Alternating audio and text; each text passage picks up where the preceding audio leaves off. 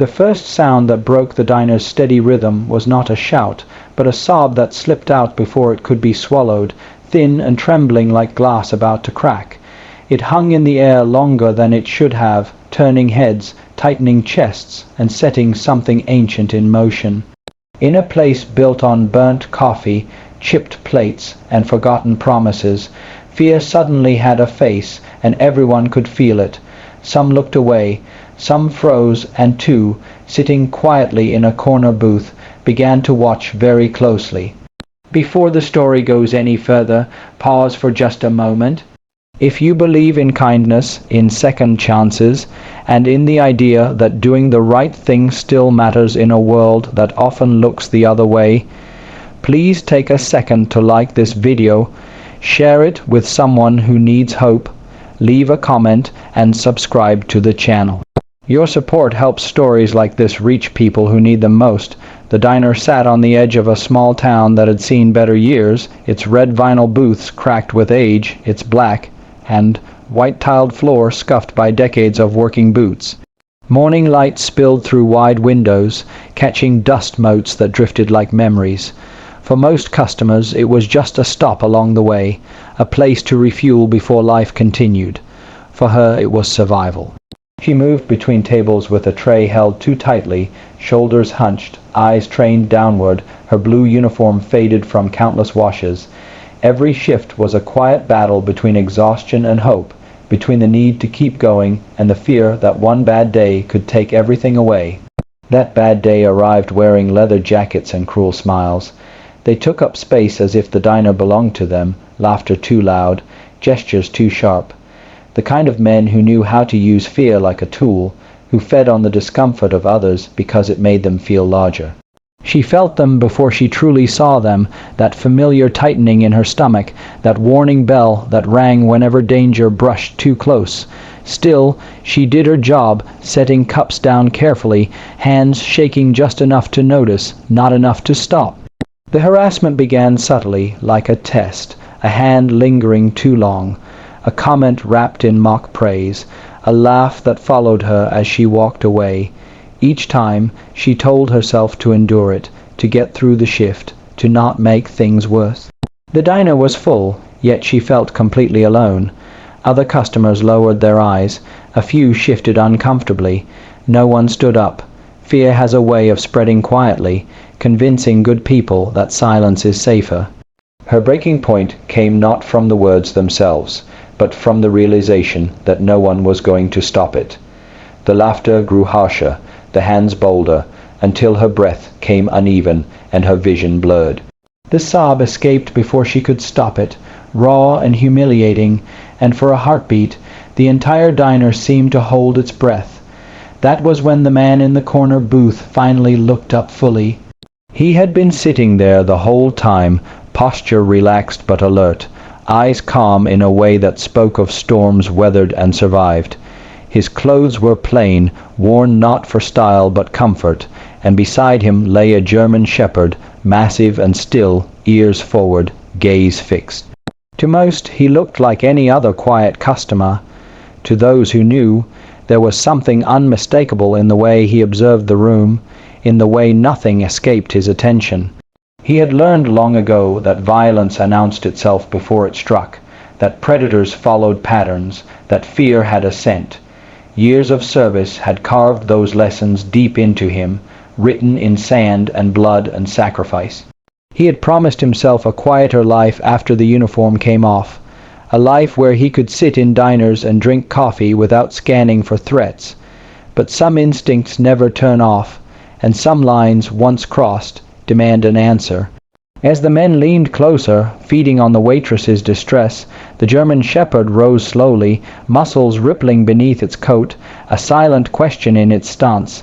The man's hand rested lightly on the dog's back, not to restrain, but to steady, a shared understanding passing between them. They had been through worse together. They knew what came next. Across the diner, another figure noticed the shift. A man in military fatigues sat stiffly in his booth, spoon hovering over untouched food. His eyes moved from the waitress to the gangsters to the dog, and something unreadable passed across his face. He did not move, but his attention sharpened. Courage takes many forms. Sometimes it looks like action. Sometimes it looks like readiness. The gangsters misread the room. They always did. Confidence born of intimidation often mistook silence for weakness. One of them grabbed the waitress's arm as she tried to pull away, his grip tightening, his grin widening at her fear. That was the moment everything changed. The chair scraped loudly against the tile as the man in the corner stood. The sound cut through the diner like a blade, snapping heads around. He did not rush. He did not shout. He moved with controlled certainty, the German shepherd at his side, each step deliberate. The air seemed to thicken as he closed the distance, something primal waking in those who watched. He placed himself between the waitress and the men without fanfare, his presence alone shifting the balance. The dog stood forward, silent, eyes locked, a living wall of muscle and discipline. Years of training radiated from both of them, a warning that did not need words. The laughter faltered, the grip loosened. For the first time, doubt flickered across faces that were used to being feared. The confrontation did not explode the way movies promise. There were no dramatic speeches, no flashy moves. There was simply a man who had spent his life standing in front of danger, doing so once more without hesitation. The gangsters felt it, that certainty, that calm born of experience, and suddenly their bravado rang hollow. One by one, they backed away, muttering threats that sounded weak even to themselves.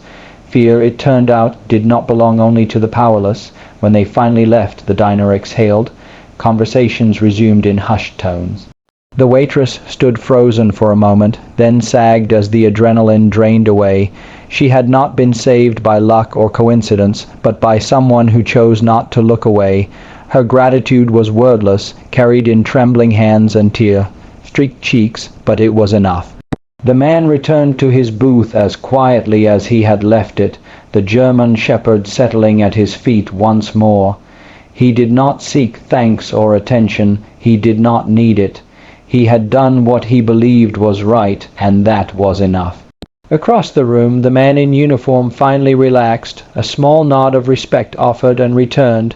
Some bonds need no introduction. The rest of the shift passed differently. The waitress moved with a little more confidence, her steps steadier, her eyes lifting now and then to meet those of customers who smiled back. The diner felt warmer, safer, as if the walls themselves had remembered what it meant to be a community. Kindness has a way of rippling outward, subtle but powerful. For the man and his dog, breakfast ended as it always did, with a quiet departure. They paid their bill, left a generous tip, and stepped out into the daylight. The town went on, unaware of how close fear had come to winning, unaware of how easily the story could have ended differently. But for the waitress, the moment stayed. It followed her home, sat with her through the long night, and lingered when morning came. It reminded her that even on the hardest days, when the world feels indifferent or cruel, there are still people willing to stand up, to protect, to care. It reminded her that her life mattered. Weeks later, the diner still told the story in fragments, passed from one customer to another, each retelling adding a little more awe, a little more hope, not because of the danger, but because of the choice. Because one man and his dog refused to let fear have the final word. As the video draws closer to its end, take a moment to reflect. If this story touched your heart, if it reminded you of the power of courage, compassion, and doing the right thing when it counts, please like the video, share it, and subscribe to the channel. Your engagement helps keep these stories alive. And just before we finish, I have one special request. Please comment below and tell us what this story made you feel, or share a moment when you witnessed kindness or bravery change someone's life. Your words might inspire someone more than you know. In a small diner on a forgotten road, fear tried to take hold and failed. Not because the world is always kind, but because sometimes someone chooses to be, and sometimes that choice is enough to change everything.